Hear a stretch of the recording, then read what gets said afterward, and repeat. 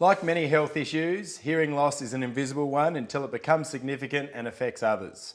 We're lucky enough to be joined by Melissa Chandler from Bloom Hearing to tell us all about it. And I guess the first question, Melissa, is what are the early signs that someone we might know is being affected by hearing loss? Yeah, I guess the first place we might notice if one of our loved ones is struggling with their hearing is probably socially. So, you know, if you think about sitting around a table at a restaurant, the person with the hearing problem might be the one sort of leaning forward, really trying to visibly concentrate on the conversation while everyone else is looking a lot more relaxed and just going with the flow of the conversation. Do they tend to speak louder as well? Sometimes, yeah. It depends on the degree of loss and how much they can regulate the sound of their own voice. Yeah. But alternatively, they might be the person that's actually switched off in that scenario as well. So rather than sort of putting the effort in to engage more, that might actually require too much effort and be too hard. So they tend to withdraw, sort of drift off because they're not really able to engage in the conversation as well as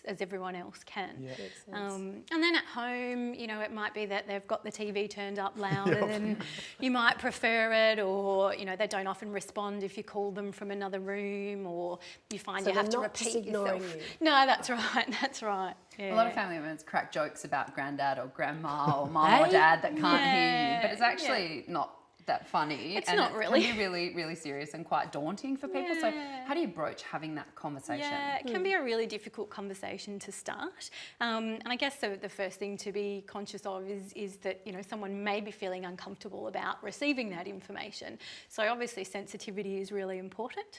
And I think it's really important to be able to focus on the positive benefits of actually taking action and doing something about your hearing. So, you know, we've got a couple of initiatives on our website to help people actually take that first step and start that difficult conversation, make it a little bit easier. Melissa, my understanding of hearing loss is that it's irreparable. So is there any benefit to intervene early? Yeah, the sooner you get onto something like this, the easier the change process is, and obviously you enjoy the benefits that can be had sooner rather than later. So it's really about, you know, making sure that you're not missing out for longer than anyone needs to. So there must be a lot of us that do have hearing loss and are unaware of it.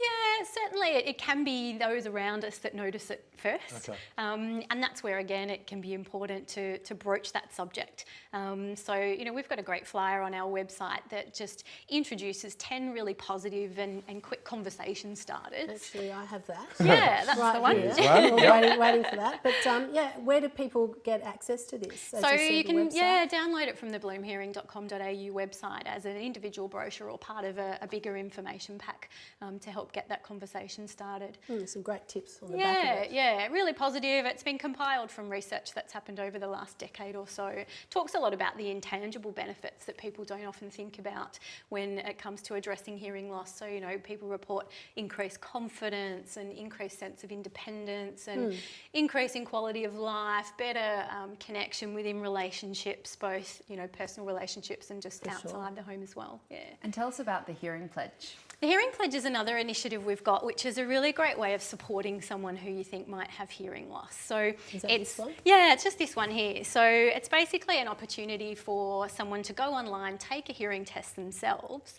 and then as a result of doing that, make a promise or a pledge to someone you think needs to take the test, saying that basically if you go on and take our online hearing test, I'll do something nice for you in exchange. So whether it's mow the lawn for a month or, you know, a bit of bribery goes a long way. Yeah, that's right. A little bit of positive persuasion. Yeah. I think we could probably all do with a little bit of that. Thanks, Melissa, as always. Sure. Coming up next, one of my personal favourites, we discuss the pros and the cons of coffee.